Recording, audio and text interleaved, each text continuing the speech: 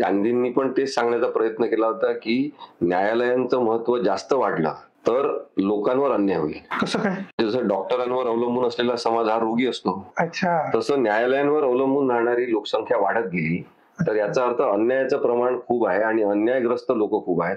हे चित्र जे भारताचं आहे ते बदलायचं असेल तर आपल्याला अदालत मुक्ती पाहिजे. अच्छा अच्छा. महात्मा गांधी काही राक्षस तर नव्हतेच. त्यामुळे अगदीच मारून टाकण्यासारखा माणूस नव्हता. अन्यायग्रस्तांच्या बाजूनी उभा राहणारा समाज, न्यायव्यवस्था, न्यायाधीश याच्यासाठी खूप मोठी हिंमत पाहिजे आणि मनाची तयारी पाहिजे. तसे लोक आले ना तर भारताचं चित्र बदलून जाईल. बरोबर. जिथे जिथे सत्ता केंद्रित झालेली आहे तिथे तिथे स्त्रियांचं शोषण करणारी व्यवस्था एक उभी राहिली. जिथे तिथे धर्माचं खूप मोठं ताकदवान केंद्र झालेलं आहे तिथे तिथे बाजूला सेक्स वर्क सुद्धा वाढलं, शोषण करणारी व्यवस्था.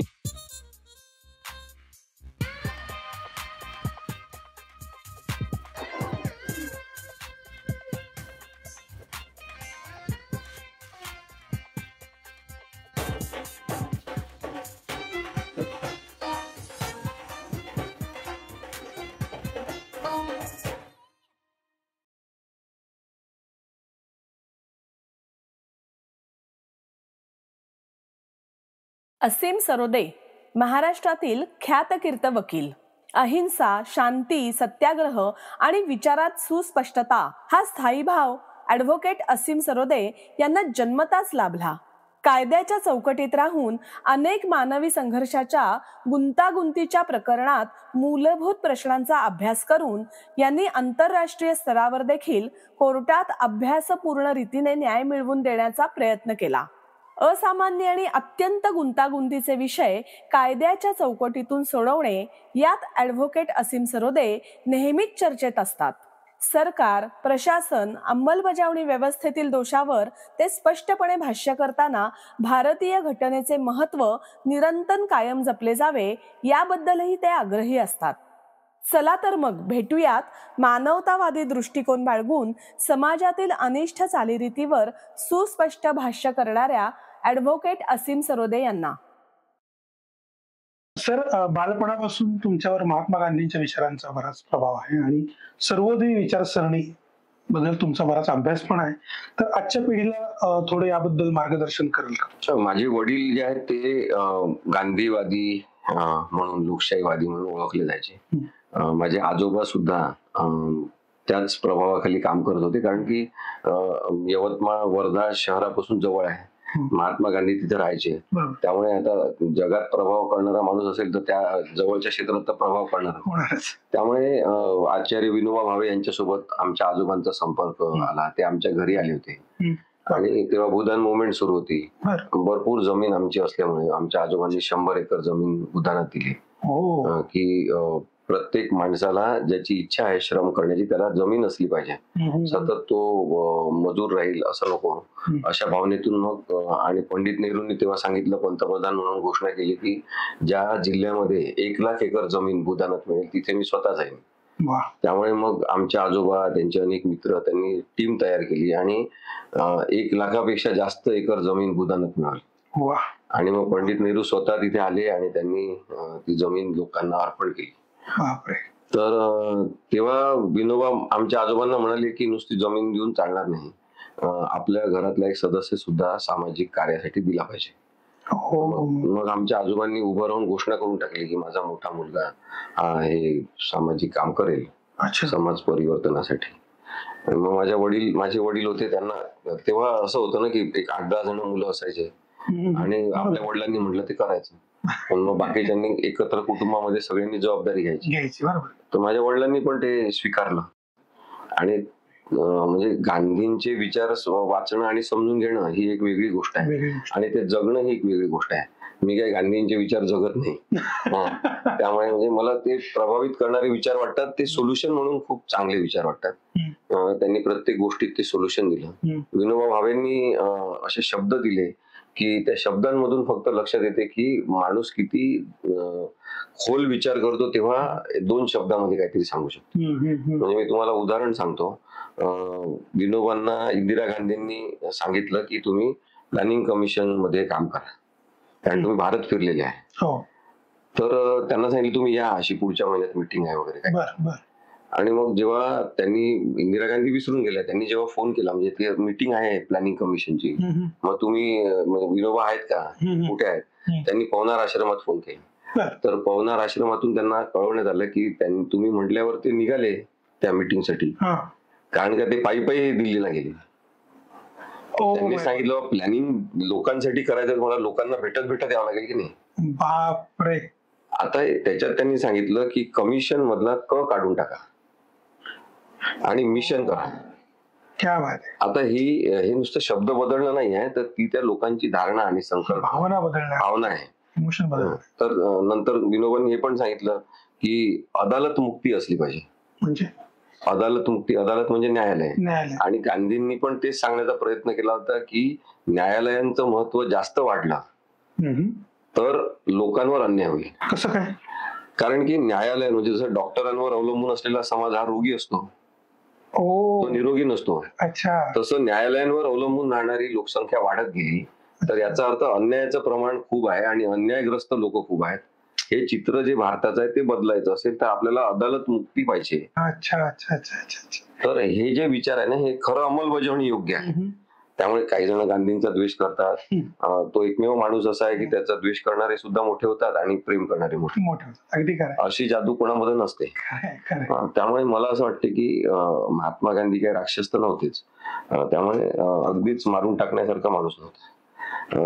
तर ते आपण जरा विचार केला पाहिजे की आपण भारताने काय गमावलेलं आहे, अजूनही काय गमावतो आहे दिखाऊपणाच्या नादामध्ये. त्यांनी सांगितलं होतं की ही सगळी रॅट रेस सुरू आहे, उंदरांची शर्यत आहे आपलं जीवन म्हणजे आपलं जीवन. आता हे तर खूप जणांनी आपल्या आधी संत महात्म्यांनी सांगितलं, सगळ्यांनी सांगितलं. तर राजकीय नेता कसा असला पाहिजे याच्यासाठी मग गांधींचे विचार हे महत्वाचे वाटतात. आणि सर्वोदय ही संकल्पना त्यांनी जी दिली, जी विनोबा भावेंनी प्रत्यक्षात आणण्याचा प्रयत्न केला की सर्वांचा उदय झाला पाहिजे. सर्वोदयी, सर्वांचा उदय झाला पाहिजे. त्यामुळे मग सर्वांचा उदय म्हणजे प्रगती, विकास हा जर व्हायचा असेल तर त्यांनी सांगितलं की विकासाची मातृहृदयी संकल्पना असली पाहिजे. विकासाची मातृहृदयी आता मदरहूड कन्सेप्ट ऑफ डेव्हलपमेंट काय आहे की एक आई आहे, तिला 2 मुलं आहे आणि एक मुलगा अपंग आहे, थोडा कमजोर आहे, आणि एक मुलगा सशक्त आहे, तो स्वतः करू शकतो. आणि जेव्हा आईजवळ काहीतरी येत असते तेव्हा आई काय करते, खायला द्यायचं असेल तर आधी आपल्या अशक्त मुलाला देते. बरोबर आहे की तिला माहिती आहे हा मुलगा काही दिवस राहील, पण या मुलाला आधी द्यायला पाहिजे. ही जी आईपणाची संकल्पना आहे विकासामधली, ती कुठे आहे आता तुम्ही सांगा? मातृहृदय संकल्पना कुठे? सरकारला आपण मायबाप म्हणतो, ते याच अर्थाने मायबाप आहे की तुम्ही समाजातले जे गरजवंत आहे, आवश्यकता आहे ज्यांना विकासाच्या संधींची, त्यांच्यापर्यंत तुम्ही पोहोचले पाहिजे. इथे तर आता सध्या उद्योगपतींचे धोरण तयार होत आहेत. त्यामुळे मग काय, ते उद्योगपती आधी सुद्धा होते. जवाहरलाल बजाज उद्योगपती नव्हते का? बिर्ला उद्योगपती नव्हते का? प्रत्येक राज्य व्यवस्थेला उद्योगपती, इंडस्ट्रियलिस्ट लोकांची गरज असते. पण मग घामाच्या पैसा मिळवणाऱ्यांचं महत्व असणं आणि आपल्या पैशातला मोठा भाग हा समाज हितासाठी देणं, ही दानत असलेले ते उद्योगपती होते. तुम्ही पाहता रतन टाटांचं आपण का नाव घेतो अजूनही, की जवळपास 55% त्यांनी आपल्या संपत्तीमधलं वाटप केलेलं आहे. बरोबर. म्हणून तशा प्रकारचे उद्योगपती आपल्याला पाहिजे, ओरबाडणारे नको. हे जे आहे ही गांधींचं तत्वज्ञान आहे, सर्वोदयाचं. आणि मला असं वाटतं की ते न्यायाच्या जवळ जाणार आहे. म्हणून गांधींनी जो सत्याग्रह सांगितला तो बरेचदा माझ्या डोक्यात असतो. मला तात्विक राग येतो न्यायालयांमध्ये काम करत असताना, की एक साधी गोष्ट आहे तर तुम्ही कोणत्या बाजूने उभे राहताय? तुम्हाला का कळत नाही की विक्टिम कोण आहे, अन्याय कोणावर होत आहे? अन्यायग्रस्तांच्या बाजूने उभा राहणारा समाज, न्याय व्यवस्था, न्यायाधीश, याच्यासाठी खूप मोठी हिंमत पाहिजे आणि मनाची तयारी पाहिजे. तसे लोक आले ना तर भारताचं चित्र बदलून जाईल. सर, सध्याची परिस्थिती बघता न्यायालय आणि अन्याय असा संबंध दिसतोय.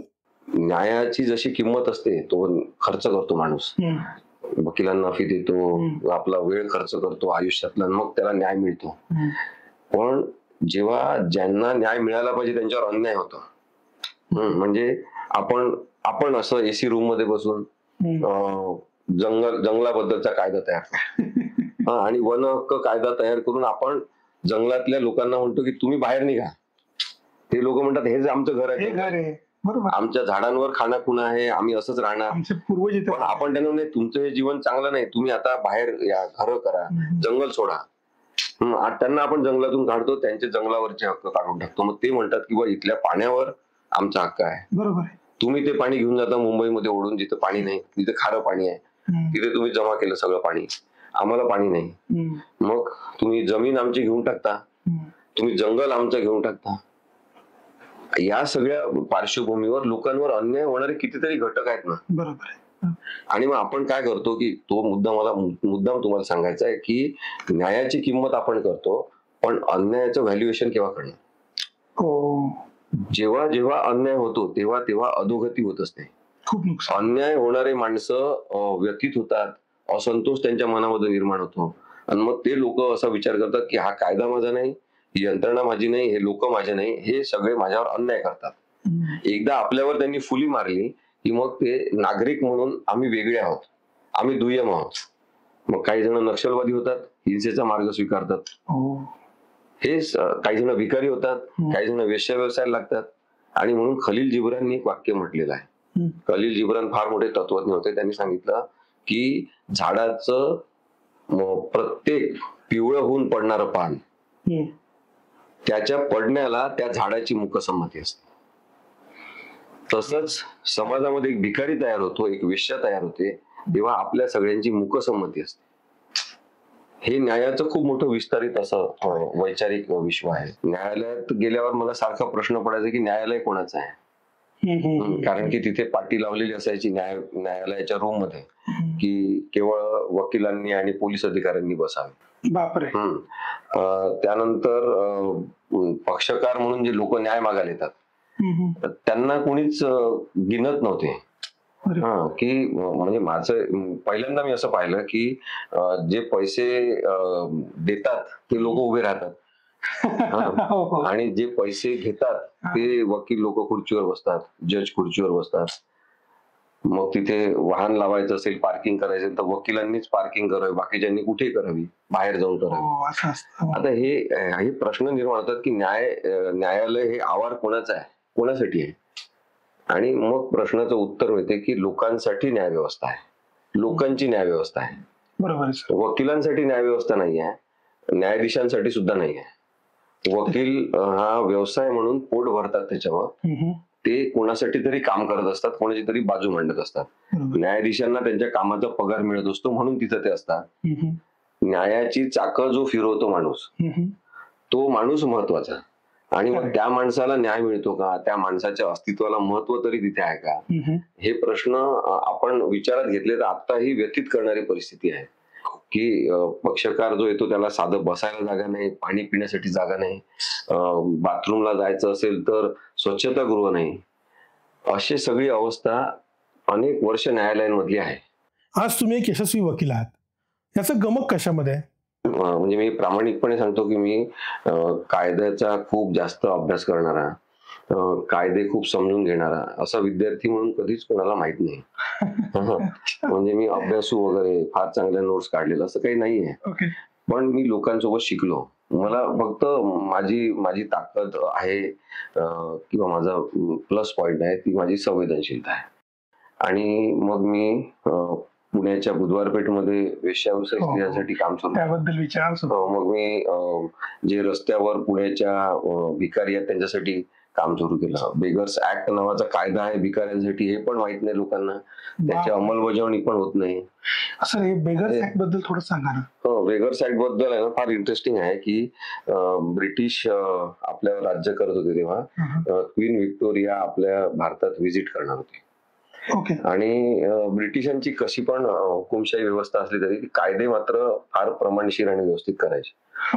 तर त्यांनी काय केलं की क्वीन व्हिक्टोरियाला रस्त्यावर भिकारी, दरिद्री असे लोक दिसू नये, तिला वाईट वाटू नये, मन दुःखी होऊ नये, जी गौतम बुद्धाची गोष्ट आहे तशीच आहे. तर मग तसं वाटू नये म्हणून मग भिकाऱ्यांना रस्त्यावरून साफ करायचं. मग नुसतंच त्यांना हाकलून दिलं तर त्यांच्या मानवी हक्कांचं उल्लंघन होईल, म्हणून मग त्यांनी कायदा केला बेगर्स ऍक्ट नावाचा. अच्छा. आणि मग त्यांना कुठे ठेवायचं भिकाऱ्यांना, म्हणून बेगर्स होम केले. ओ. आणि जेव्हा ते प्रिन्सले स्टेट मधले जे महत्वाचे शहर होते तेव्हाचे, हम्म. त्या सगळ्या शहरांमध्ये त्यांनी हा कायदा केला, त्यांना तिथे लागू केला सगळ्या त्या प्रदेशांमध्ये. बर. आणि आपण महाराष्ट्रात पण पाहतो की पुणे, मुंबई, हम्म. नागपूर हम्म. अशा काही ठिकाणी महाराष्ट्रातल्या बेगर्स होम प्रस्थापित केले. मग ते भिकारी उचलायचे आणि तिथे नेऊन ठेवायचे बेगर्स होम मध्ये. बर. मग त्यांना काहीतरी प्रशिक्षण द्यायचं कामकाजाचं, मग त्यांना बाहेर काढायचं. अच्छा.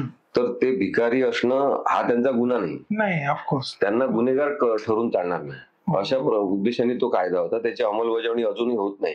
आता जर बरं. तुम्ही पाहिलं पुण्यामधल्या बेगर्स होम मध्ये, तर भिकारी मोठ्या संख्येने रस्त्यावर आहेत, पण बेगरी प्रोहिबिशन ऑफिसर जे आहेत ते बेगर्स होम मध्ये आहेत.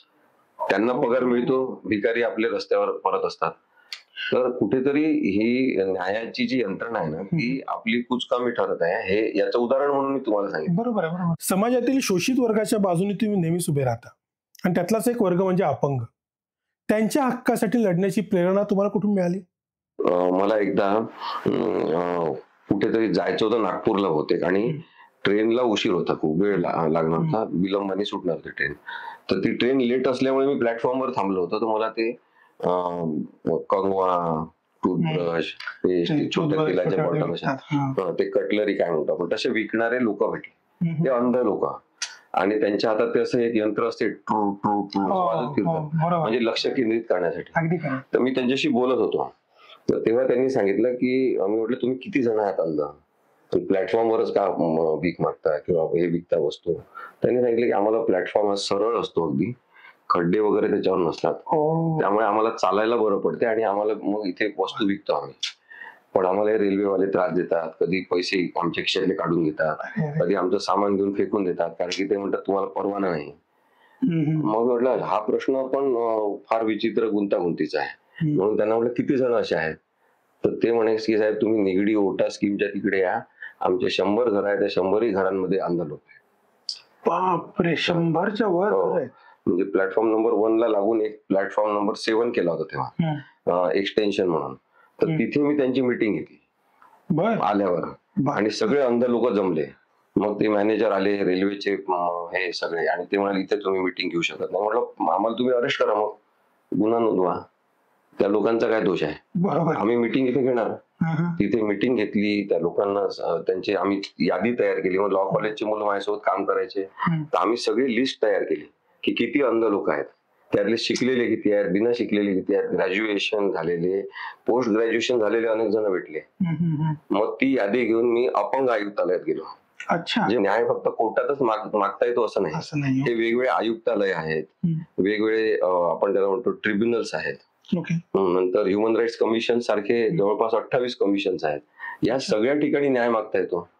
अपंग आयुक्तालयामध्ये मी गेलो, त्यांना सांगितलं की अपंग आयुक्तालयाची जबाबदारी आहे की तुम्ही अपंगांची संख्या मोजली पाहिजे, त्यातले कोणाला काम करता येईल मोजली पाहिजे, आणि कायद्यानुसार 3% रिझर्वेशन आहे एम्प्लॉयमेंट मध्ये त्यांना, आता ते 5% करण्यात आलं.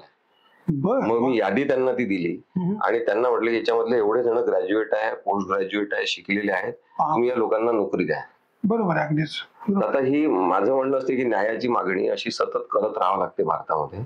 आपलं संविधान लिहिलं, संविधानामध्ये आपल्याला मूलभूत हक्क दिले. मग मूलभूत हक्क दिले म्हणजे हक्क मिळाले असं होत नाही. हक्क जगात कुठेही मागितल्याशिवाय मिळाले. आपल्या इथे जसं म्हटलं की न्याय तर मागितल्याशिवाय मिळत नाहीच, पण न्याय मागितल्यावर सुद्धा न्यायालयात लगेच न्याय मिळेल असं नाही. त्यामुळे या सगळ्या न्यायव्यवस्थेतल्या उणीवांसह आपल्याला ही प्रक्रिया सुरू ठेवावी लागते. सर, ग्रामीण भागातल्या लोकांसाठी जे कायदे बनतात त्याचा कितपत फायदा ग्रामीण लोकांना होतो, किंवा त्यांना खरंच गृहीत धरून त्याचे कायदे करण्यात येतात का? नाही, अगदी सगळे कायदे काही चुकीचे होतात असं माझं मत नाही. काही भाग त्यातले चुकीचे असतात कधी कधी, आणि म्हणून लोकांचा सहभाग महत्वाचा आहे. जे जे कायदे तयार होतात ते लोकांच्या उपयोगासाठी असले तर खरोखर त्याचा उपयोग चांगला होऊ शकतो. आता जे डॉक्टर बाबासाहेब आंबेडकरांनी म्हटलं होतं की संविधान चांगलं आहे असं कोणीतरी जेव्हा चांगला वापर करेल संविधानाचा, सगळेजण म्हणतील काय संविधान चांगलं आहे, काय छान लिहिलं.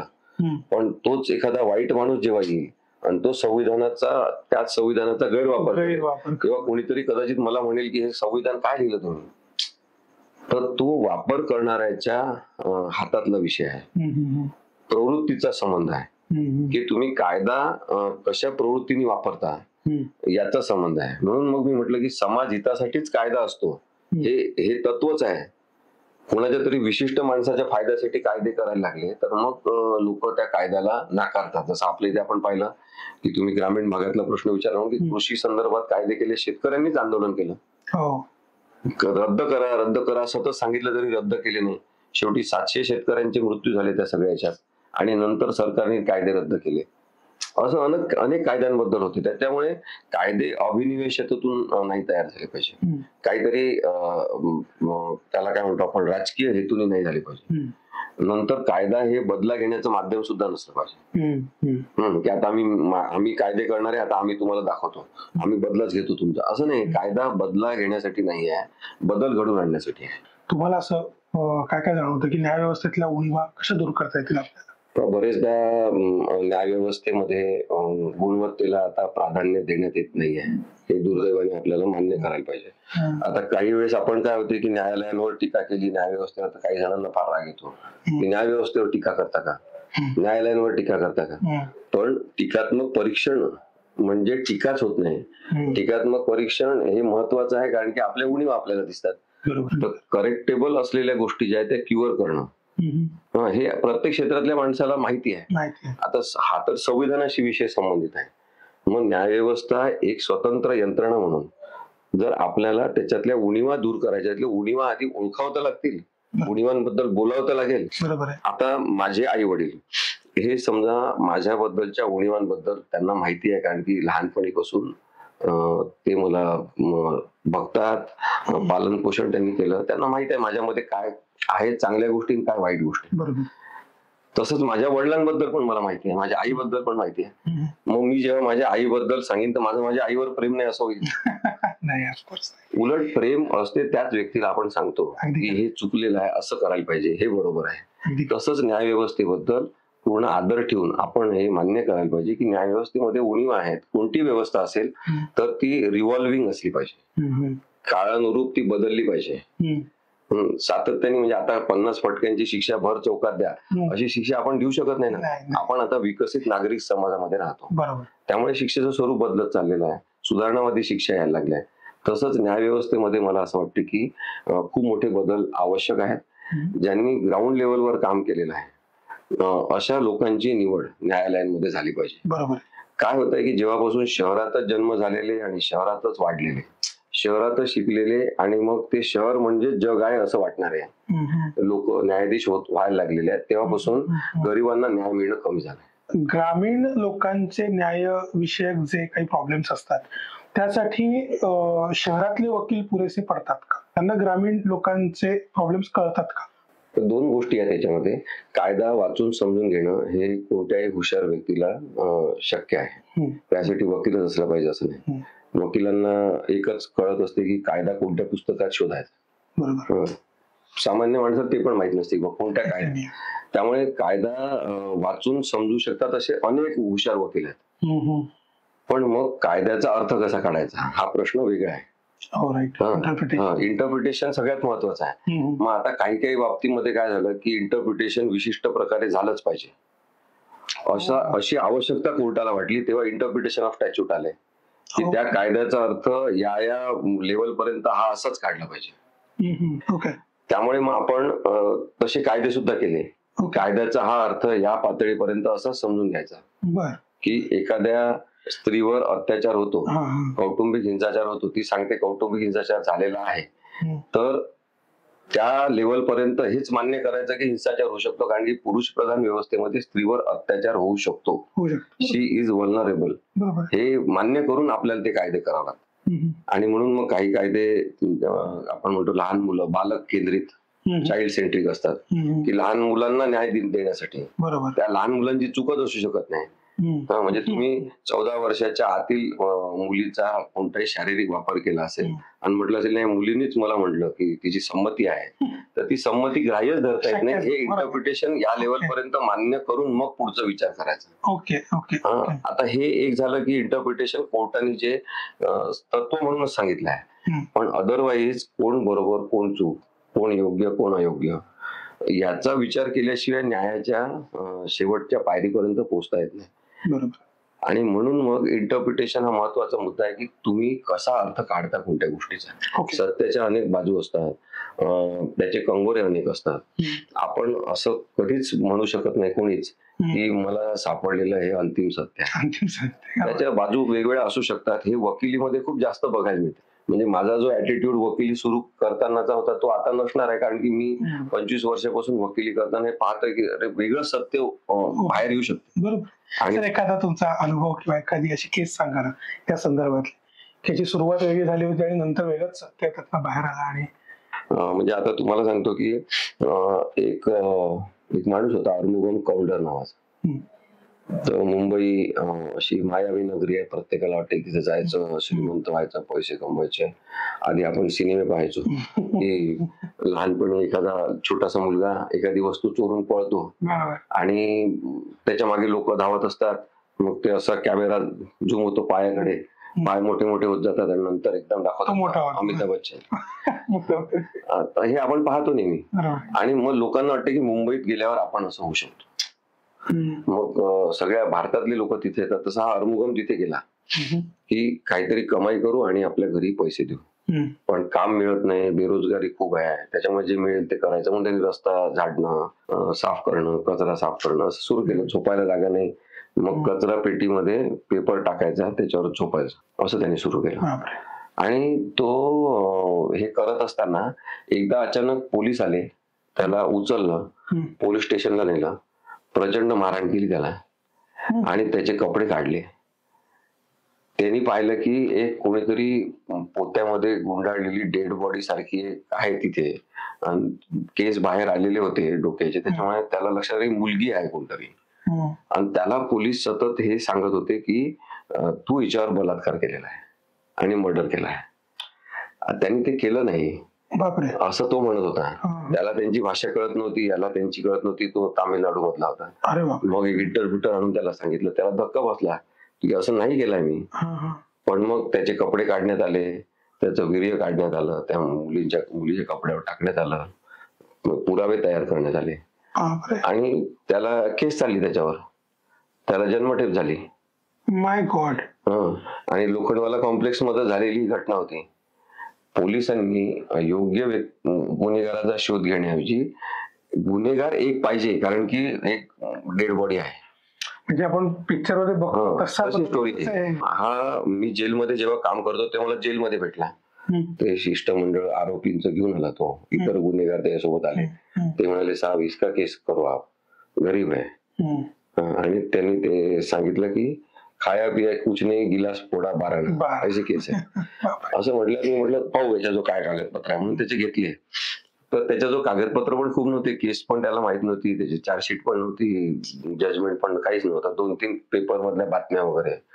आता मी जर्नलिझम केलेलं असल्यामुळे मला हे लक्षात आलं की या तारखेच्या इतर पेपर मध्ये सुद्धा बातम्या आलेल्या असू शकतात. अगदी खरं. आणि जर्नलिझम मध्ये माझे काही जुने मित्र असलेले त्यांना मी फोन केले. ते वेगळ्या पदांवर काम करत होते मुंबईमध्ये. त्यांना फोन केले, त्यांनी मला काही बातम्या काढून दिल्या, माझे पेपर काढून दिले, जुन्या पेपर.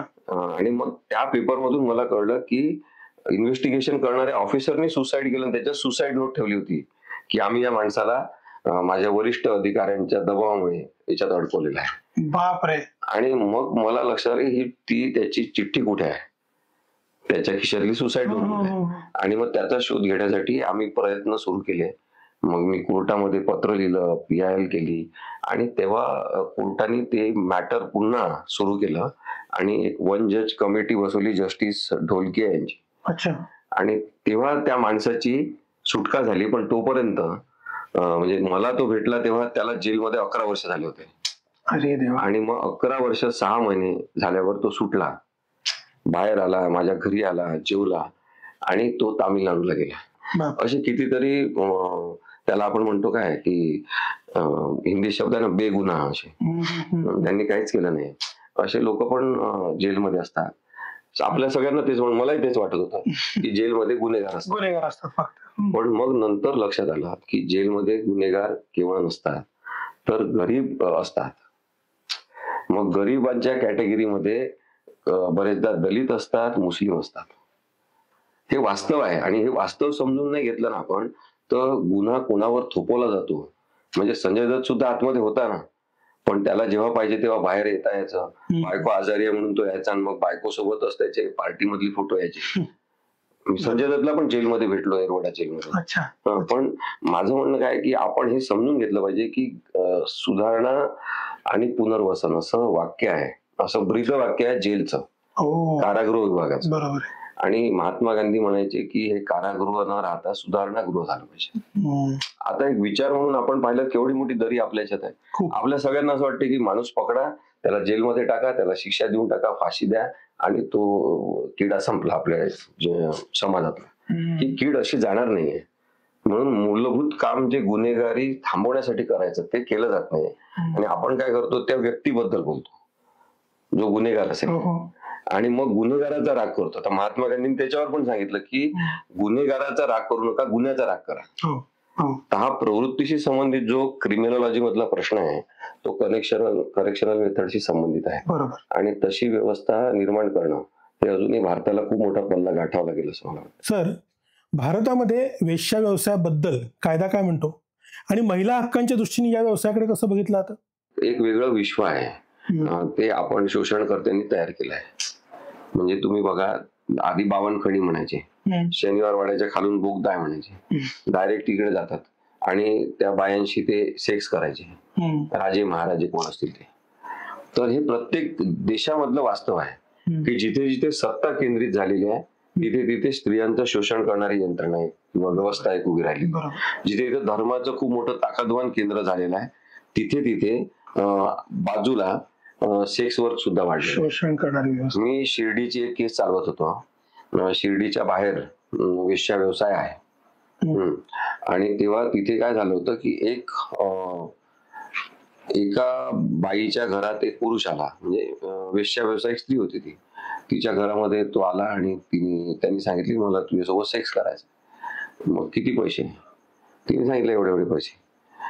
आता त्यावेळेस बिल मिलिंडा गेट्स फाउंडेशन असेल, नॅको म्हणजे नॅशनल एड्स कंट्रोल ऑर्गनायझेशन असेल, एमसॅक्स असेल म्हणजे महाराष्ट्र एड्स कंट्रोल सोसायटी, अशा सगळ्या यंत्रणा सरकारने काढलेल्या ते HIV बद्दलचं ट्रेनिंग करत होते की सेफ सेक्स कसं असलं पाहिजे आणि सुरक्षित यौन संबंध ठेवा वगैरे अशा जाहिराती बसेसवर पण असायच्या. त्याच्यामुळे त्या स्त्रियांचं प्रशिक्षण झालं होतं. त्या माणसाने मागणी केली की मी सेक्स करणार, तुला पैसे देणार, पण मी कॉन्डोम वापरणार नाही. तिने सांगितलं नाही, कॉन्डोम वापरायला लागेल, नाही तर मी काही करू देणार. खूप छोटी खोली असते, त्याच्यामध्ये ती आहे, मागे काहीतरी लाकडाचं असं कुंटा लावला होता ज्यावर शर्ट वगैरे अडकवायचं आणि मग तिथे कॉट असते, असं ते एवढंच क्षेत्र. त्याच्यामध्ये तो माणूस दारू पिलेला, त्याने तिच्यावर आक्रमण करणं सुरू केलं की नाही मला असं करायचं आहे. तर तो अंगावर गेल्यावर तिने त्याला ढकलल्यावर तो त्या खुंट्यावर जाऊन पडला आणि इथे त्याला मार लागला आणि तो खाली पडला आणि तो मेला. आता मेल्यावर काय झालं की तिथल्या ते पिंप म्हणतो ना आपण, दलाल वगैरे, घर मालकीण, या सगळ्यांनी उचलून ती डेड बॉडी नेऊन टाकली रेल्वेच्या तिथल्या नॅरो गेज लाईनवर. आता गरीब माणसांचे खून, त्यांनी केलेले कृत्य हे उघडकीस येत असेल, पण त्या माणसांचे खून कदाचित बरेच दिवस दडपले जाऊ शकतात. ते माहीत झालं. दलाल आणि ती घरवाली बाई मालकीण ती पळून गेले. या बाईला अटक झाली. आता जेव्हा अटक झाली तेव्हा जामीन नाकारण्यात आला तिला लोअर कोर्टामध्ये. मग मला सांगण्यात आलं की तुम्ही ती केस पहा. आणि मला हे माहित होतं कायद्याचा विद्यार्थी म्हणून की राईट ऑफ प्रायव्हेट डिफेन्स प्रत्येकाला आहे, पण तो तशा प्रकारे मारण्याचा, जीवे मारण्याचा हमला असेल तर आहे. मग आता HIV होण्याची भीती आणि HIV मुळे मरण्याचं प्रमाण याच्यामध्ये आपण पाहिलं तर हे दिसते की त्या माणसाला जर HIV असेल, त्यांनी जर तसा सेक्स केला कॉन्डोम न वापरता, तर त्या बाईचं जीवन खलास संपलं. आणि मग तिने जर त्या उद्देशाने त्याला ढकललं असेल की मारायचं तर नाहीये पण त्याला दूर करायचं आहे, त्याच्यात त्याचा मृत्यू झाला असेल, तर कॉन्डोम वापरणं हा तिचा जीवनावश्यक हक्क आहे की नाही? 100% मूलभूत हक्क आहे की नाही? आणि म्हणून मग तिने जी काही मागणी केली होती, त्यांनी जी मागणी केली होती त्याच्यामधली कायदेशीरता आणि बेकायदेशीरता काय आहे, अमानुषता काय आहे, हे सगळं कोर्टाला सांगितल्यावर त्यांना हे पटलं की कॉन्डोम वापरण्यासाठी आग्रह करणं हा तिचा हक्क आहे आणि तो जीवन जगण्याच्या हक्काशी संबंधित आहे. त्यामुळे तिला जामीन मिळाला. मी हे तुम्हाला यासाठी सांगतोय की जे मी म्हणतो की अर्थ काढण्याची कॅपॅसिटी खूप महत्वाची, इंटरप्रिटेशन. आणि म्हणून मी बऱ्याच लॉ स्टुडंटना सांगतो की स्वतःचं माइंड अप्लाय करा आणि त्याच्यानंतर ते तपासून बघा लोक काय म्हणतात जगातले. खरंय. तर असं काही झालं तर सोल्युशन ओरिएंटेड वकिली सुरू होईल ओके. आणि नुसतीच प्रक्रियावादी वकिली राहणार नाही. सर, आताच्या काळात पर्यावरणाविषयी बरीच जागरूकता निर्माण झाली, कायद्यात सुद्धा बरेच काही बदल झालेत. पर्यावरण हा विषय अत्यंत ज्वलंत झाला आहे. हो. आपण खूप सगळेजण दुर्लक्ष करत चाललेलो. ज्या ज्या शहरांमधून नद्या जातात त्या शहरी भागामध्ये नद्यांवर अक्षरशः अत्याचार होत आहे म्हणण्यापेक्षा बलात्कार होत आहे असं आपण म्हणू. इतकं आपण त्या नदीचं पाणी प्रदूषित करून टाकतो. आता प्रत्येक नदीची एक घाण वाहून नेण्याची क्षमता असते, बरोबर, त्याला वहन क्षमता असं आपण म्हणू. तर ती कॅरिंग कॅपॅसिटी आपण डिस्टर्ब करून टाकली. ती नदी पाणी शुद्धच होऊ शकत नाही. म्हणजे मी तर असं म्हणतो की नागपूरमधली नागनदी असेल, पुण्यामधली ही मुळा मुठा असेल, प्रत्येक शहरामधली अशी नदी आहे. शिक्षेचं स्वरूपच समजा बदललं आपण आणि असं आपण एक शिक्षा अशी ठरवली की विशिष्ट गुन्ह्यांसाठी त्या माणसाला पाण्यात बुडवायचं आणि बाहेर काढायचं आणि त्याला औषधोपचार नाही काही नाही असंच ठेवायचा. तो काही दिवसात रोगराई होऊन मरेल, इतकं विषारी पाणी झालंय. आता हे आपण निसर्गावर अत्याचार करण्याचं एक प्रतीक म्हणून नदीच्या पाण्याकडे आपण पाहू शकतो. मग सगळीकडे हवा प्रदूषित झालेली आहे, वातावरण चांगलं राहिलं नाही. उन्हाळ्याच्या वेळेस ऊन असेल तर आपण समजू शकतो, पण हिवाळ्यामध्ये ऊन पडायला लागलं, पावसाळा नसताना पाऊस पडायला लागला. हे सगळं जे आहे आपण काय करतोय की पैशामुळे सगळं होऊ शकते असं मानणारा जो माणूस आहे आपल्यामधला, त्यांना निसर्गाबद्दल काही आदरच राहिला नाही आणि त्यामुळे आपण अत्यंत वाईट परिस्थिती निसर्गाची केलेली आहे. जो काही वाळूचा उपसा सुरू आहे, डोंगर पोखरणं सुरू आहे मातीसाठी, मुरुम घेण्यासाठी, दगड घेण्यासाठी. शेवटी कोकणातला दगड किती वाहून नेणार तुम्ही, चांगला दिसतो म्हणून. शेवटी कायदा करावा लागला की तुम्ही कोकणातला दगड वाहून न्यायचा असेल तर त्याची परवानगी घ्यावी लागेल. जो चिऱ्याचा दगड खूप वैशिष्ट्यपूर्ण असं महाराष्ट्र आहे आणि म्हणून आपण त्याला दगडांच्या देश पण म्हणतो.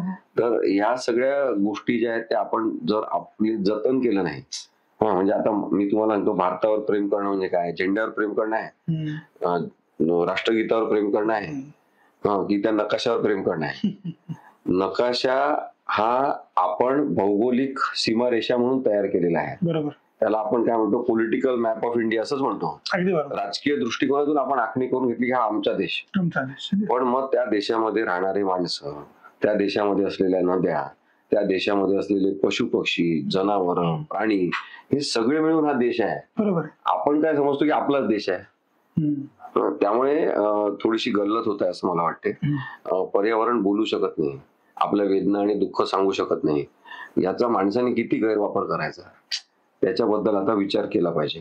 मी जेव्हा प्रदूषणाच्या केसेस चालवतो तेव्हा काही न्यायाधीश फार संवेदनशील आम्हाला भेटले.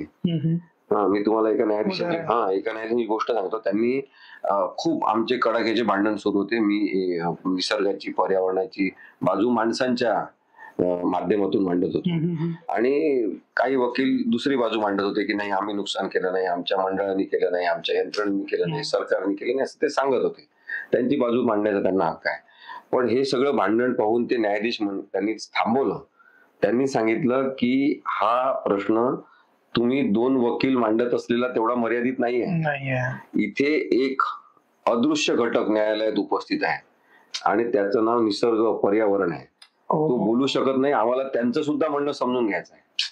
आता हे असे संवेदनशील न्यायाधीश असणं ही पर्यावरणाच्या न्यायालयांची गरज झाली. 2010 पासून भारतामध्ये राष्ट्रीय हरित न्यायाधिकरण म्हणजे नॅशनल ग्रीन ट्रिब्युनल हे अस्तित्वात आलं आणि खूप केसेस मी तिथे चालवल्या, महाराष्ट्रातल्या, गुजरात मधल्या, गोव्यातल्या, दमण दीवच्या. परंतु अनेकदा आता न्याय अडखळताना दिसतो, न्याय मिळत नाही. म्हणजे काय होतं की खूप हायपर टेक्निकल ऍटिट्यूड जो न्यायाधीशांनी घेतलेला आहे, काही न्यायाधीशांनी, किंवा हे असंच झालं पाहिजे, अशी प्रक्रिया असली पाहिजे, तसं असलं पाहिजे, हे कागदपत्र दाखवा, ते कागदपत्र दाखवा. आता तुम्ही एक लक्षात घ्या की लोकांना एवढं मोटिवेशन नाहीये आता की पर्यावरणासाठी खर्च करायचा, न्यायालयात जायचं, केस लढायची, असं कोणी करत नसतात. मग जे पर्यावरणाचे मुद्दे घेऊन न्यायालयात येतात लोक, त्या लोकांचा आदर करता आला पाहिजे. हे समजून घेता आलं पाहिजे की हे पर्यावरणाचा आदर करतायत, पर्यावरणाचं रक्षण झालं पाहिजे असं म्हणतायत, ते देशावर प्रेम करतायत. खरंय. या अर्थाने त्यांच्याकडे न्यायाधीशांनी पाहिलं तर मग न्याय मिळू शकेल. नाहीतर मग तुम्ही कोणाला तरी वाचवण्याचा सतत प्रयत्न केला. म्हणजे आपण कायदे तयार केले, त्याच्यामध्ये काय साधी गोष्ट आहे की तुम्ही कारखाना काढायचा का काढा, पण प्रदूषणाची पातळी काय आहे, त्या उद्योगाची, व्यवसायाची, मॅन्युफॅक्चरिंग युनिटची, त्याचा तपासणी होऊन तुमच्यावर काही बंधन आम्ही घालणार. बरोबर. असं बॅलन्सिंग ऍक्ट आहे, रेग्युलेटरी कायदे आहेत हे, म्हणजे नियंत्रण करणारे कायदे आहेत पर्यावरणाचे. त्या नियंत्रणामध्ये तुम्ही राहा आणि व्यवसाय करा. पर्यावरणाचे कायदे काही उद्योग व्यवसायांना नकार देणारे, करूच नका कोणी कारखान्यात, असं काही म्हणणारे नाहीये. पण मग ते बॅलन्स पण करायचं नाही, त्याच्यामध्ये सुद्धा खोटे अहवाल तयार करायचे. म्हणजे महाराष्ट्र प्रदूषण नियंत्रण मंडळ असेल किंवा एन्व्हायरमेंट मिनिस्ट्री असेल, त्यांचं काम आहे, तुम्ही कस्टोडियन आहात पर्यावरणाचे, बरोबर आहे, पालक आहात तुम्ही. बरोबर आहे. आणि मग लोकांनी काही म्हटलं की लगेच यांच्या विरुद्ध असं म्हणता का, त्यांच्या असं नाहीये ते.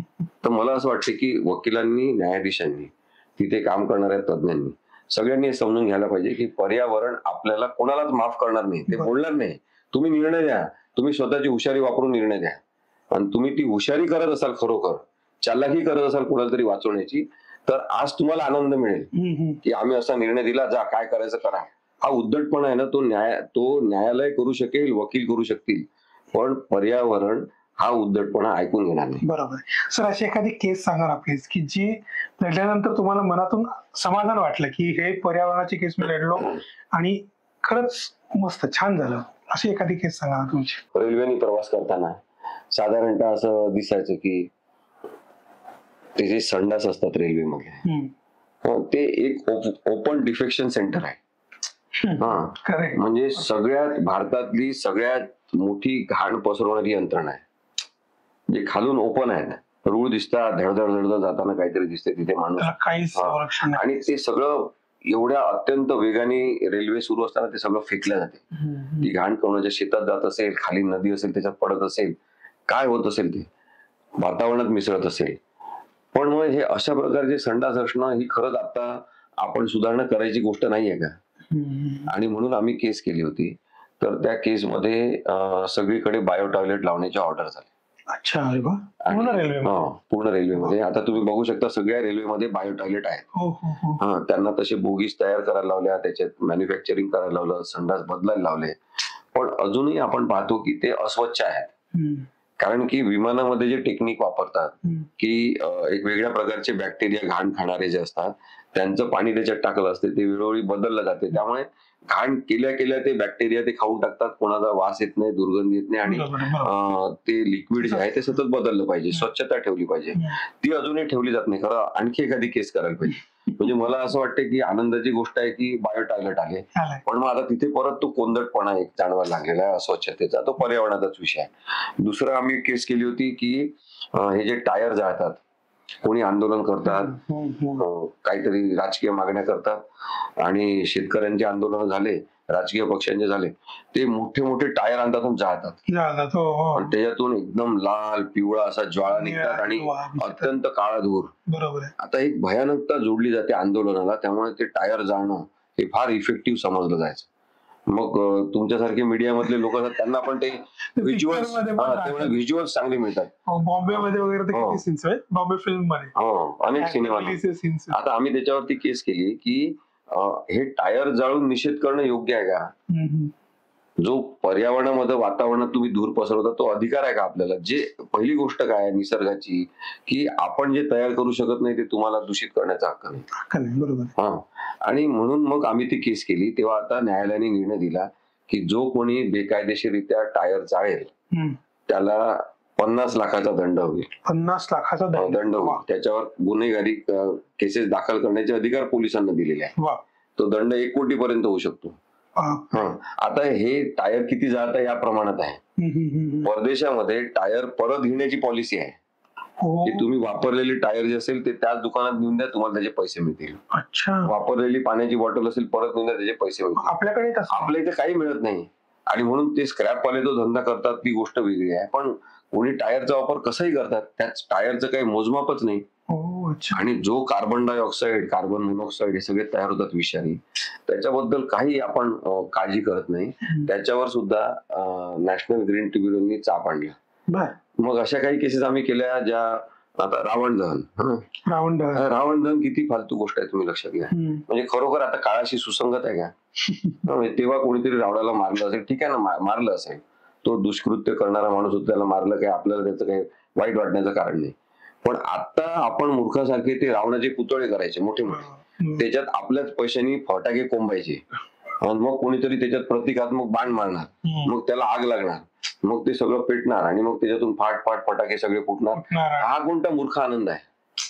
मग दिवाळीमध्ये फटाके बॅन करावे लागले ना दिल्लीमध्ये, एवढं वाईट वातावरण झालं. आता आपण पूर्ण भारतामध्ये फटाके बंदी केली पाहिजे याची वाट बघणार का? आपण सुधारणार स्वतः? आपला उत्सव आहे तो दिव्यांचा उत्सव आहे, प्रकाशाचा उत्सव आहे. दिवाळीमध्ये दिवा लावा, प्रकाश करा, छानपैकी फराळाचं खा, एकमेकांशी बोला, घरातल्या लोकांसोबत बसा. अशी दिवाळी होऊ शकत नाही काय? म्हणजे गोंगाटाशी उत्साहाचं हे जोडलेलं आहे ना नातं, ते कधीतरी तपासायला पाहिजे. पर्यावरणाचा विषय आपल्या स्वतःपासून सुरू होतो. म्हणजे आता माझा गणपती असेल, मला विसर्जन करायचं असेल, नदीत मग टाकला पाहिजे का गणपती? ते पहा ना तुम्ही, गणपतीच्या मूर्त्या पंढरपूर पासून तर सगळीकडे नद्यांच्या काठावर ज्या काही मूर्त्या येऊन पडतात ना, आपल्याला ते भगवते का? म्हणजे आपण देव म्हणतो त्यांना, ते आपल्याला भगवते का सगळं विद्रुपीकरण? तर हे थांबवलं पाहिजे कुठेतरी.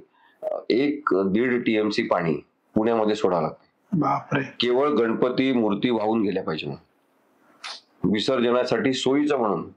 1.5 TMC पाणी म्हणजे काय आहे तुम्ही विचार करा. 1.5 TMC पाणी म्हणजे साधारणतः आपल्याला 3 ते 4 महिने पुरू शकते एवढं पाणी. एवढं पाणी आपण असंच वाया घालवायचं? त्यामुळे माझं म्हणणं आहे की आपले हिंदूंचे सण असो, मुसलमानांचे सण असो, ख्रिश्चनांचे सण असो, कोणत्याही धर्मातल्या लोकांचे सण असो, जे सण कालबाह्य झाले आहेत त्याचा विचार आपल्याला करता आला पाहिजे, तर आपण माणूस आहे. बरोबर. आता तुम्हाला एक गोष्ट सांगतोय गमतीदार, की आपले महाराष्ट्रातले बरेच जण जाऊन लंडन मध्ये स्थायिक झाले, युरोपमध्ये स्थायिक झाले. मग त्यांनी तिथे गणपती वगैरे मांडले. ते लोक म्हणाले बा लंडन मधले वगैरे काही इंग्लंडचे कोण असतील, त्यांनी सांगितलं ठीक आहे, प्रत्येकाला धर्म स्वातंत्र्य आहे, तुमच्या धर्मामध्ये गणपतीचं असेल तर करा. आता आजकाल तर राष्ट्राध्यक्ष अमेरिकेचे वगैरे पण ते गणपतीला नमस्कार करतात. मतांचं राजकारण त्यांना एक जमलेलं आहे. तर आता त्याच्यामध्ये काय होते की तिथले लोक एकत्र झाले, मग त्यांनी इथले ढोल ताशे नेले, मग तिथं ते वाजवायला लागले, ते पण त्यांनी अलाव केले, ठीक आहे तुमच्या धर्म परंपरा एक दिवस करा, काही हरकत नाही. पण मग जेव्हा त्यांनी मिरवणूक काढली काही लोकांनी आणि मग ते पोलिसांना कळलं की हे थेम्स नदीत विसर्जन करणार, ते सगळ्या पोलिसांच्या गाड्या आल्या, घेराव केला त्यांना. पण त्यांनी सांगितलं की नाही, नदीमध्ये वगैरे टाकायचं नाही, तेवढं धर्म स्वातंत्र्य नाही देऊ शकत आम्ही. मग हा जो 0 टॉलरन्स आहे की आम्ही 1 मिनिट सुद्धा सहिष्णुता दाखवणार नाही तुम्ही पर्यावरण नासवणार असाल तर. धर्म पाळा प्रत्येकाने, उत्साह साजरा करा प्रत्येकाने, दणक्यात करा उत्सव, पण इतरांना त्रास द्यायचा नाही, पर्यावरणात मुळीच द्यायचा नाही. कायद्याचा गैरवापर सुद्धा बऱ्याच लेवलला होतो. जे स्त्रियांच्या कायद्यांबद्दल काही गैरवापर होतो किंवा अजून बऱ्याचशा कायद्यांबद्दल गैरवापर होतो, तर त्याबद्दल तुमचे विचार काय आहेत आणि म्हणजे हे कसं थांबवता येईल, गैरवापर काय करता येईल, त्याच्याबद्दल काय तुम्ही मत मांडू शकाल? जगामध्ये, भारतातच नाही जगामध्ये सगळीकडे असा एकही कायदा नाही ज्याचा गैरवापर झाला नाही.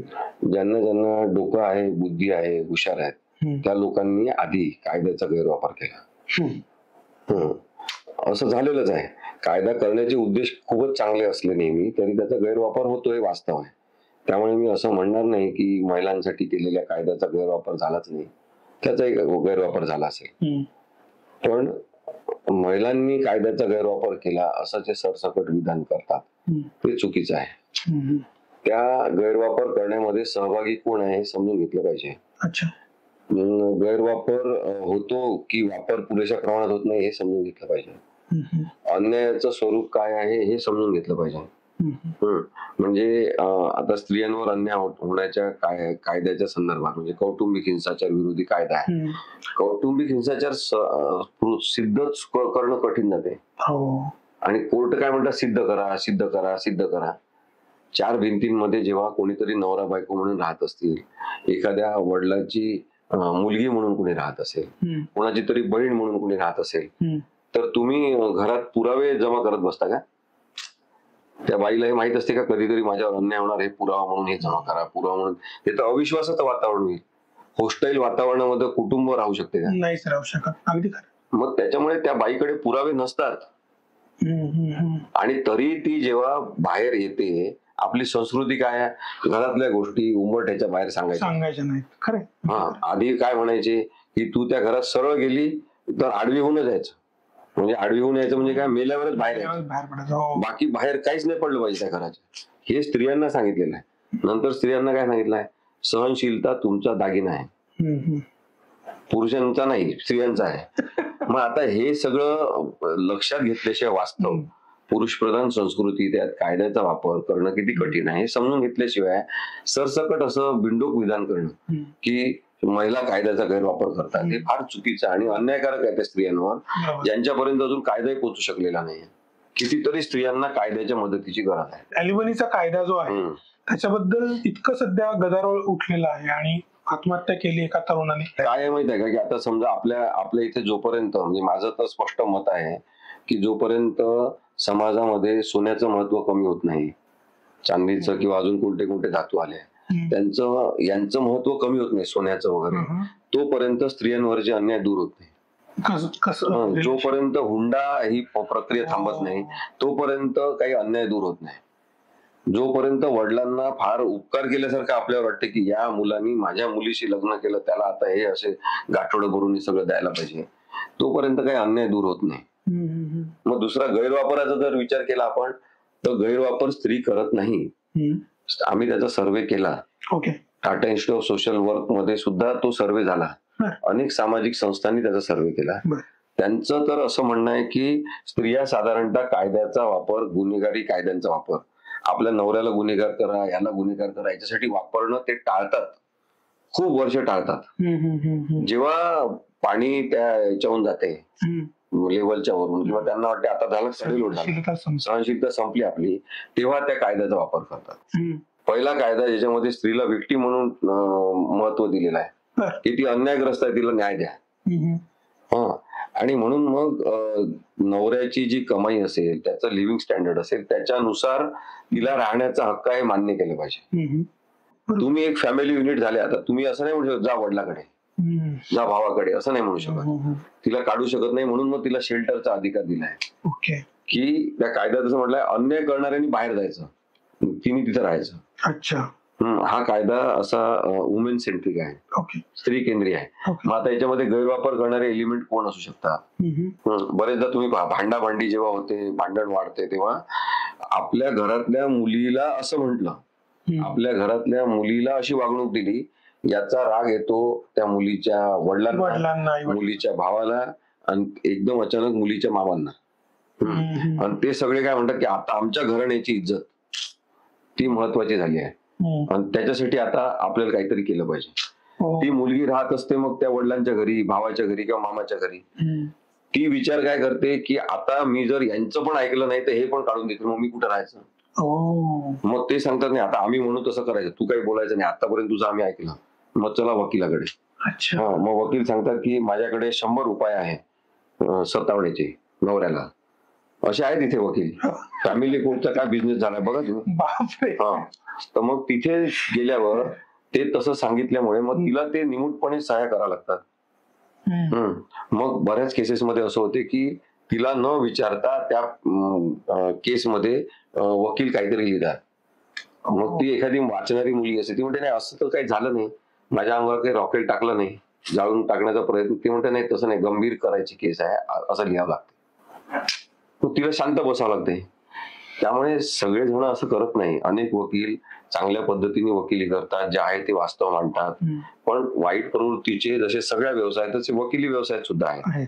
आणि म्हणून मला असं म्हणायचं आहे की महिलांच्या संरक्षणासाठी केलेल्या कायद्यांचा गैरवापर करणारे मुख्यतः पुरुष आहेत. ते कधी मुलीचे वडील आहेत, ते भाऊ आहेत, ते मामा आहेत, ते कधी पोलीस अधिकारी असलेले पुरुष आहेत, ते कधी वकील असलेले पुरुष आहेत.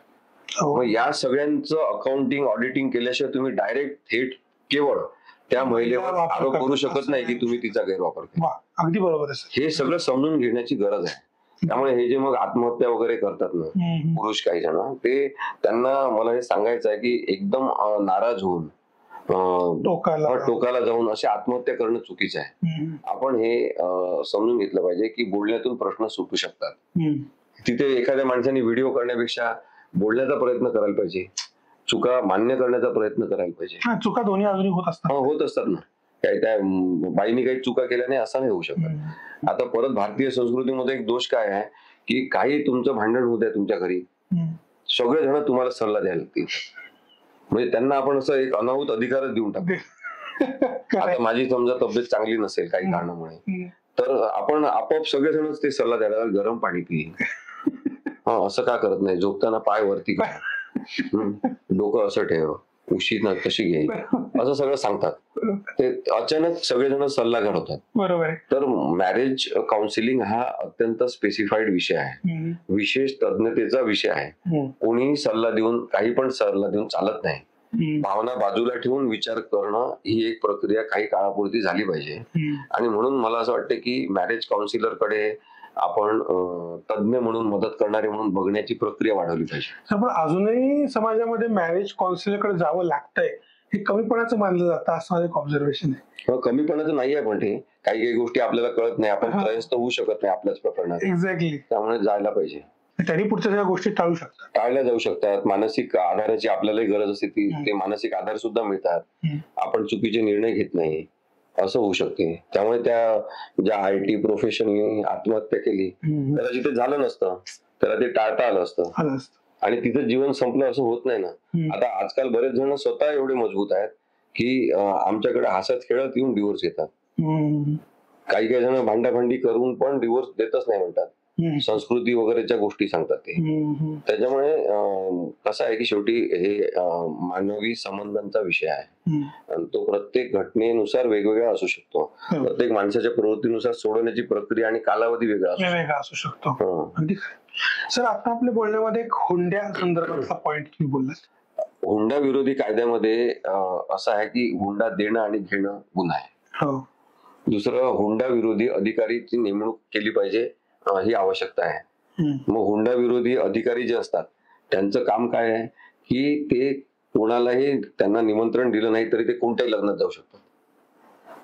त्यांनी लग्नात गेलं पाहिजे, त्यांनी खर्च बघितला पाहिजे, ते माणसं कोण आहेत लग्न करणारे, लग्न करून देणारे कोण आहेत आणि त्यांची आर्थिक परिस्थिती काय आहे, एवढा खर्च ते करत आहेत ते आवश्यक आहे का, किती पदार्थ तिथे ठेवलेले आहे, त्याच्यावर काय खर्च झाला असेल, हे सगळं हुंडा विरोधी अधिकाऱ्याला लक्ष देऊन नोंदणी करण्याचे अधिकार, तिथल्या तिथं नोटीस देण्याचे अधिकार आहेत.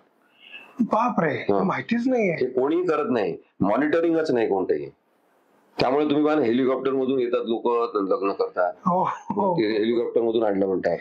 आता हे सगळे अवास्तव जे खर्च आहे ना, हे कोणीतरी जबरदस्तीने किंवा कोणाच्या तरी अति अवास्तव इच्छासाठी केलेले असतात. आणि मग तो हुंडाच आहे, त्याची हुंड्यामध्ये गणती झाली पाहिजे. माझे वडील मला सांगायचे की घोड्यावरून लग्नासाठी येणारे गाढव असतात. कसं आहे, ते घोड्यावर म्हणजे बरेचदा घोड्यावर पडतात पण लोक पडतात ना. आणि दुसरं काय आहे की आपल्याला असं वाटत राहते सगळ्यांना की आपलं लग्न आहे तेव्हा जगातल्या सगळ्यांना फार आनंद झाला, पण मग ते मिरवणूक काढतो आपण, मग फटाके फोडतात, मग त्याच्यात ते ढोल ताशे. आम्ही ती पण केस केली होती. तुम्ही आता इंटरनेटवर गुगलवर सर्च केलं तुम्हाला दिसेल. जेव्हा मी ती केस चालवत होतो तेव्हा ते काही वकील मला म्हणे तुम्ही संस्कृतीच्या विरुद्ध आहे. संस्कृतीच्या विरुद्ध कशाला असेल?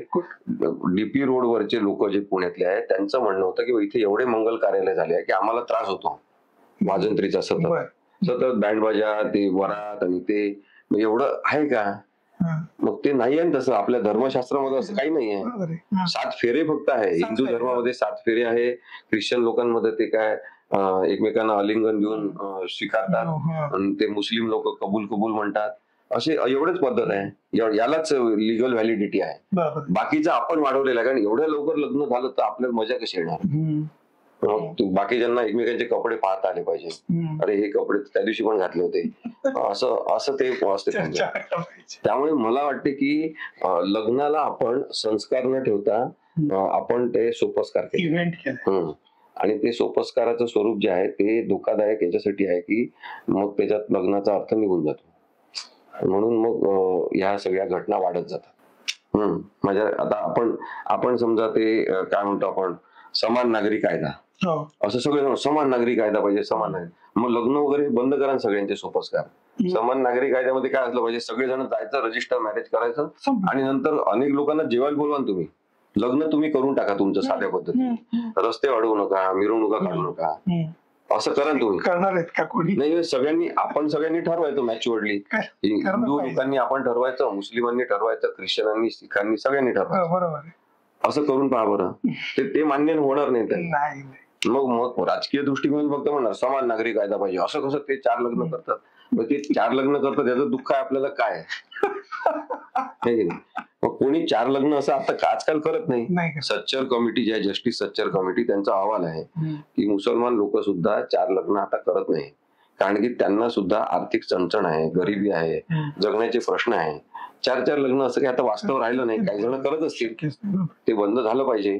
मी काय त्याच्या मताचा नाही की सगळं असं असलं पाहिजे, पण बंद झालं पाहिजे. ते एकूण अन्याय अत्याचाराबद्दल बोललं पाहिजे, बरोबर, राजकीय बोलायला नको त्याच्याबद्दल. सर, सध्या एक असं बघण्यात येतं की क्रिकेटचे जेव्हा सामने असतात किंवा कुठलेही मोठे मोठे खेळ असतात, इंटरनॅशनल इव्हेंट्स, तेव्हा ऑनलाईन गेमिंग हा एक प्रकार बघण्यात येतो आणि त्याच्याबद्दल काही कायदे सुद्धा आता नवीन आलेले आहेत. ऑनलाईन गेमिंग बद्दल कसं आहे की जुगार प्रतिबंधक कायदा हा एक आहे. आणि तो प्रत्येक राज्याचा वेगळा आहे. अच्छा. आणि मी हे सांगण्याचा प्रयत्न केला मागच्या मुख्यमंत्र्यांना सुद्धा, आता सुद्धा.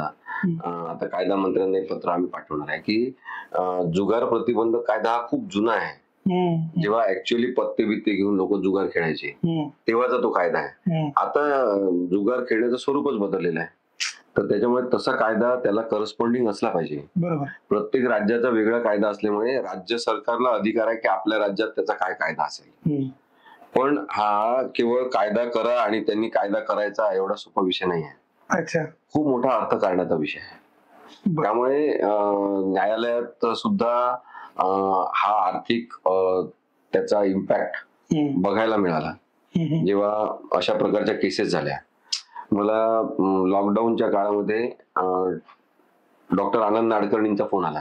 ते मला म्हणाले, अरे काहीतरी कर, या काहीतरी कायदा असला पाहिजे. ऑनलाईन गेमिंगमुळे पिढी बर्बाद होणार, मानसिक आरोग्य, मानसिक स्वास्थ्य गमावून बसलेले नवीन मुलं तरुण पिढीची झाली आहेत इतक्या प्रमाणात, असं ऐकण्यात येतं. मग मी मुक्ता पुंडा तांबेकरला फोन केला. तिने मुक्तानी मला सांगितलं की त्यांच्या मुक्तांगणमध्ये ऑनलाईन गेमिंग, मोबाईल आणि इंटरनेटचे ऍडिक्शन झालेले एवढे लोक आता भरती होत आहेत की आम्हाला रिहॅबिलिटेट करा. त्यांना लक्षात येतं की त्यांना ते हे लागलेलं आहे, व्यसन लागलं आहे. आता या ड्रीम 11 टीम तयार करा, त्याच्यामध्ये खेळा, ते तुम्ही जाहिरात पाहतात आणि खूप वेगवान पद्धतीने शेवटी ते इशारा देतात, इसे आदत लग सकती है, ऐसा हो सकता है, खूप पटकन असं सांगतात. तर तिथेच फ्रॉड आहे. फ्रॉड तिथे आहे हे सांगावं लागते. याच्यामध्ये सुद्धा खूप मोठा कायद्याचा भाग आहे. आता हे न्यायालयात जेव्हा प्रकरण गेलं की हे ड्रीम 11 अशी टीम तयार करणं, ते ऑनलाईन खेळणं हे जुगारच आहे असं जेव्हा सांगण्यात आलं तेव्हा कोर्टावर कधी कधी दबाव येतात की मान्य करायला पाहिजे. ते सुप्रीम कोर्ट असो, हायकोर्ट असो, कोणतेही कोर्ट असो, त्याच्यावर काही आर्थिक दबाव येतात आणि आर्थिक कारणाच्या केसेस जेव्हा येतात तेव्हा हुशारी वेगळ्या पद्धतीने वापरली जाते. या केसमध्ये असं झालं की त्यांनी सांगितलं की कायद्यानुसार त्यांनी 2 प्रकार केले. म्हणजे हा परत हुशारीचा किंवा चलाखीचा भाग आहे असं मी म्हणेन. न्यायालयाने सांगितलं की स्किल बेस्ड असेल आणि लक बेस्ड नसेल तर त्याला आपण जुगार म्हणू शकत नाही. म्हणजे तर त्यांनी म्हटलं की हे लक वर आधारित केवळ नाहीये, हे ड्रीम 11 हे स्किल वर आधारित आहे. मग जे स्किल बेस्ड आहे त्याला तुम्ही जुगार म्हणू शकत नाही. आणि तसं म्हणून त्यांची कात्रीतून सुटका करून देण्यात आली असं माझं म्हणणं आहे. आणि सुप्रीम कोर्ट याच्यात सहभागी झालं एक प्रकारे की याचा विचार न करता की मेंटल हेल्थचे इश्यू काय आपण तयार करणार आहे, पिढी आपण कोणती बरबाद करणार आहे, किती मोठ्या प्रमाणामध्ये लोकांना याचं व्यसन लागणार आहे. पहिली गोष्ट म्हणजे खूप सोप्या पद्धतीने इझी मनी मिळण्याची इच्छा निर्माण करणं, हो हो हेच गुन्हेगारी असलं पाहिजे. बरोबर आहे. सध्या तो ट्रेंडच आहे. म्हणजे कमी कष्टात. लॉटरीच्या बिझनेसवर आपण कसे वेगवेगळ्या प्रकारचे कायदे आणले, हम्म. तशा पद्धतीने याचा विचार करायला पाहिजे होता. तो समजून घेतला नाही कोर्टाने आणि अत्यंत, परत मी तुम्हाला सांगतो, तोच प्रक्रियावादी पद्धतीने केस चालवली आणि तिथे कोणीतरी कदाचित दबाव टाकले असतील, त्याच्यामुळे त्यांनी ही हुशारी अशी पाजळली की स्किल बेस्ड आहे असं सांगितलं. त्यामुळे जुगाराच्या कायद्यातून याची सुटका झाली आणि हे सगळं सुरू झालं. बापरे. आणि म्हणून माझं म्हणणं आहे की ऑनलाईन गेमिंग बद्दल एक सर्वसमावेशक कायदा केला पाहिजे. त्याच्यासाठी सरकारला मिळणारा टॅक्स त्याचा त्यांनी विचार न करता, अच्छा. आपल्याला किती रेव्हेन्यू मिळणार आहे याचा विचार न करता सरकारने तो कायदा केलाच पाहिजे. आता मी सध्या राज्याच्या मेंटल हेल्थ अथॉरिटीचा सदस्य आहे. बरं. पण मग तिथे काम करा ना तुम्ही काहीतरी. प्रत्येक वेळेस असं काहीतरी खायचं एक पाकिट देणार, चहा वगैरे, थोडं डिस्कशन वगैरे करायचं, 1-2 तास झाली मीटिंग. पण तुम्ही काहीतरी धोरणात्मक निर्णय घेतला का? मग आम्हाला कशाला घेतलं त्या कमिटीने? कॉम्प्लीट घडलं. हा, असं झालं पाहिजे. म्हणजे ते आनंद नाडकर्णी सारखे लोक जे सतत मानसिक स्वास्थ्यासाठी काम करत आहेत, मानसिक आरोग्याचे प्रश्न हाताळत आहेत, ते व्यथित होतात लोक की नको हे सगळं अशा प्रकारचं टीव्ही गेमिंग, ऑनलाईन गेमिंग हे थांबलं पाहिजे. आता जेव्हा तुम्ही बघा नेटफ्लिक्स नावाचं ते सगळं आलं आणि त्याच्यावर काही जणांचे आता इंटरव्ह्यू आले, सोशल काय म्हणतो आपण त्याला, सोशल प्लॅटफॉर्म्स कसे वापरले जातात. तर एका माणसाचा इंटरव्ह्यू त्याच्यामध्ये असा आहे की त्यांनी सांगितलं तुम्ही नेटफ्लिक्सवर काम करत होते, मग नोकरी का सोडून दिली एवढ्या तरुण वयात, तुम्ही तर मोठ्या पदावर पोहोचले होते. तर त्यांनी सांगितलं की मी गुन्हेगारी मध्ये सहभागी होत आहे असं वाटलं. त्याला जेव्हा प्रश्न विचारला की नेटफ्लिक्सचं तर एवढा आता प्रस्त झालाय, मग तुमचे कॉम्पिटिटर कोण आहे? घराघरात. त्यांनी सांगितलं की आमचे कॉम्पिटिटर तुमची झोप आहे.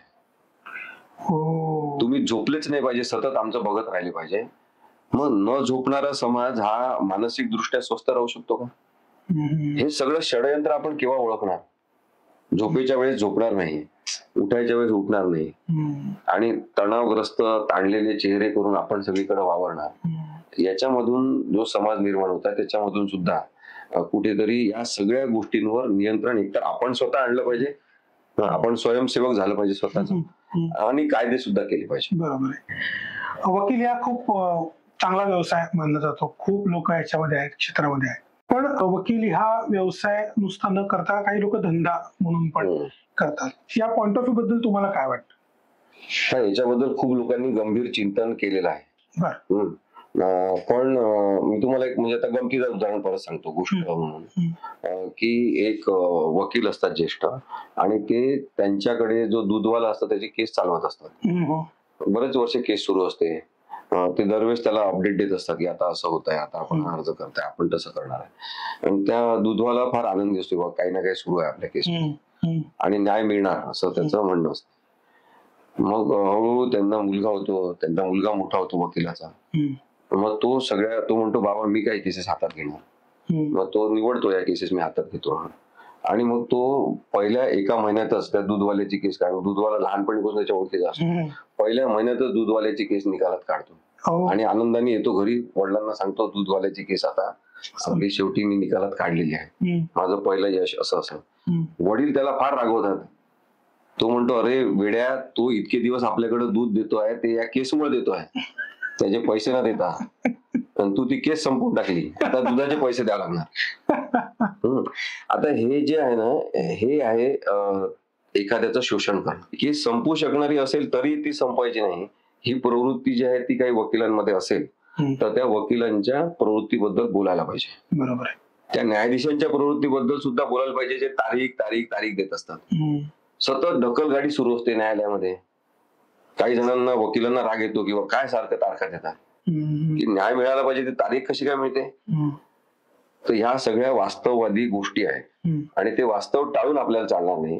त्यामुळे कोणी मग काहीतरी टीका केली तर त्याच्याबद्दल नाराज होण्याचं सुद्धा कारण नाही. बरोबर आहे. व्यवस्थेवर प्रेम असेल तर त्याच्यातल्या चुकीच्या गोष्टी काढाव्या लागतील, बदलाव्याच लागतील. महात्मा गांधींनी पुस्तक लिहिलं हिंद स्वराज्य नावाचं, आणि खूप वर्षांनी त्यांना विचारलं की तुम्ही या पुस्तकाचा काय बदल कराल तुम्हाला आता वाटलं तर? आता भारत स्वतंत्र होणार आहे. मग हिंद स्वराज्य तुम्ही तेव्हा बोटीवर लिहिलेलं पुस्तक आहे आता इंग्लंडहून येताना वगैरे. मग आता तुम्ही काय करणार?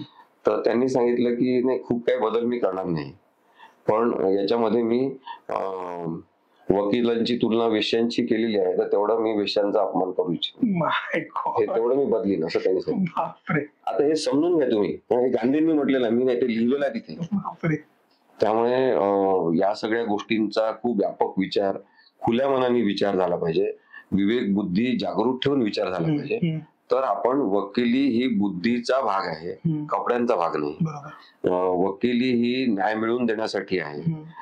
त्यानंतर न्यायालय जे आहे ते न्यायाधीशांचं आणि वकिलांचं नाही, ते लोकांसाठी आहे, लोकांसाठीची एक यंत्रणा आहे.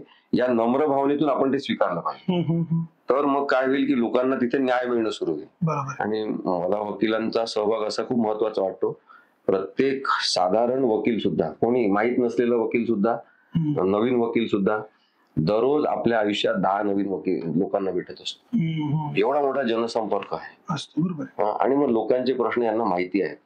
खूप चांगले वकील आहेत भारतामध्ये, महाराष्ट्रामध्ये अत्यंत संवेदनशील वकील आहेत. मी तुम्हाला सांगतो, काही वकिलांच्या खूप चांगल्या टीम आहेत की ते खूपच चांगला विचार करणारे आहेत.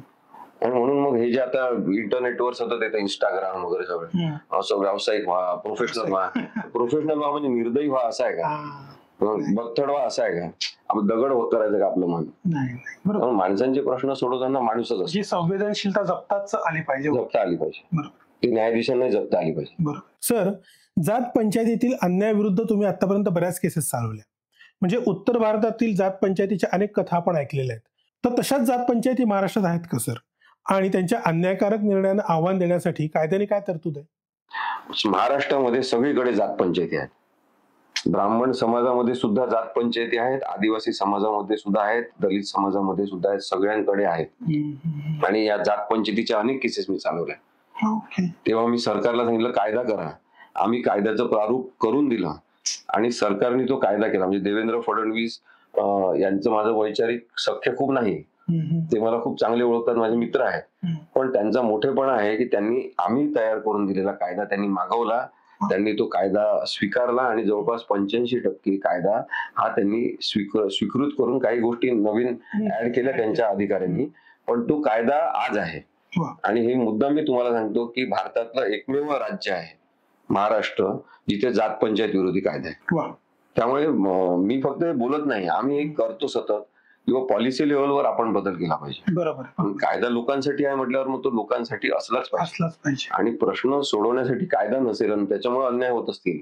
तुम्ही पाहिलं असेल जात पंचायतीचे अत्याचार काय काय झाले, की कौमार्य भंग झालं का याची चाचणी करायची. नसेल होत तिथं रक्तपात तिथून झाला नाही, शेक झाल्यावर, तर याचा अर्थ त्या मुलीचं आधी काहीतरी झालेलं आहे, ती मुलगी लग्न करणं योग्य नाही, मारून टाकायचं जातीच्या बाहेर लग्न झाल्यावर. हे सगळे जे जात पंचायतीचे अत्याचार आहे त्याच्या विरुद्ध तो कायदा आहे. तरुण आता जे वकील ज्यांनी नुकतेच या व्यवसायात आलेले आहेत, सो अशा तरुणांना काय तुम्ही सल्ला द्याल किंवा मार्गदर्शन कराल? मला वाटते की त्यांनी पर्पज ऑफ लाईफ, जीवनाचा उद्देश हा महत्वाचा मानला पाहिजे. पैसा महत्वाचा मानणारे वकील खूप जास्त आनंदी राहू शकत नाही, पैसा कदाचित कमावतील. आणि वकिलीचा जो उद्देश आहे तो जर नोबल प्रोफेशन म्हणून, एक अत्यंत आदर्श व्यवसाय म्हणून असेल, तर वकिलांनी ती संधी मानली पाहिजे की प्रत्येक केस मधून आपल्याला शिकायला मिळते. म्हणजे हा एकमेव व्यवसाय आहे ज्याच्यामध्ये ज्याचा प्रॉब्लेम आहे तोच माणूस आपल्याला पैसे देऊन त्याच्या प्रॉब्लेम मधून आपल्याला शिकायला मिळते. हा एकमेव व्यवसाय आहे. एवढं मोठं काम करण्याचं क्षेत्र आहे. आणि म्हणून मला नवीन वकिलांना हे सांगा वाटतं की अभ्यासूपणा असलाच पाहिजे. आपण नवीन नवीन अर्थ शोधले पाहिजे, नवीन अर्थ मांडले पाहिजे. भाषा न्यायालयाची बदलली पाहिजे, लिखाणातली भाषा बदलली पाहिजे. ती भाषा अशी वकिली भाषा वगैरे असं काही नसते, त्याचं खूप जास्त असतो माजू नये. सोप्या शब्दात प्रश्न मांडला पाहिजे. त्याचं उत्तर जे आहे ते पुस्तकात नसते, उत्तर हे आपल्याला शोधायचं असते, अशी भावना ठेवली पाहिजे. तर मग नवीन कायद्याचे अर्थ तयार होतील. कायदा शेवटी जिवंत झाला पाहिजे. नुसता पुस्तकातला कायदा तो जिवंत नाही, तो मृत कायदा आहे. आपल्याला त्या कायद्यामध्ये माणसांचे प्रश्न बसवता आले पाहिजे, तर ते कायदे जिवंत होतात आणि मग ते उत्तर त्यातून मिळतात. बरोबर आहे, बरोबर आहे. म्हणून मला ते न्यायमूर्ती धर्माधिकारी सांगायचे की पर्पज ऑफ लाईफ शोधला पाहिजे. नंतर डॉक्टर अभय बंग खूप चांगलं सांगायचे नेहमी की स्व शोधला पाहिजे आपला. म्हणजे मी कोण आहे, माझ्यातला स्व कोण आहे, मला काय आवडते, तसं शोधण्याचा प्रयत्न केला तर मग आपण चांगलं अजून जास्त करू शकतो. तर बरेच जण काय करतात की कोणत्या याच्यात पैसे जास्त आहे, मग ते म्हणतात की आम्हाला हे कमर्शियल करायचं आहे, आम्हाला कॉर्पोरेट लॉ करायचा आहे. तुम्हाला आवड आहे का त्याच्यामध्ये? मग शेवटी एका यंत्राचा भाग व्हायचा असेल तर तुम्ही व्हा तसं. पण वेगवेगळे प्रश्न आहेत, ते सोडवता येण्याची क्षमता आपल्यामध्ये काय आहे ते जर ओळखली, स्वतःचा परिचय झाला स्वतःशी, तर आपण चांगल्या पद्धतीने त्या कोणत्याही प्रोफेशन मध्ये काम करू शकतो, न्याय देऊ शकतो. बरोबर आहे. ठीक आहे सर, थँक्यू सो मच. आज आमच्याबरोबर आलात, मार्गदर्शन केलं, वेळ दिला. थँक्यू. धन्यवाद. असीम सरोदे सरांचा पॉडकास्ट कसं वाटलं? मला तर खूप मजा आली. तुम्हाला कसं वाटलं हे कमेंट्स मध्ये जरूर कळवा. आणि हो, आमच्या वॉच स्टुडिओच्या युट्यूब चॅनलला जरूर सबस्क्राईब करा, कारण असेच इंटरेस्टिंग सब्जेक्ट आम्ही घेऊन येणार आहोत. तर बघत राहा. व्हॉट्सअप.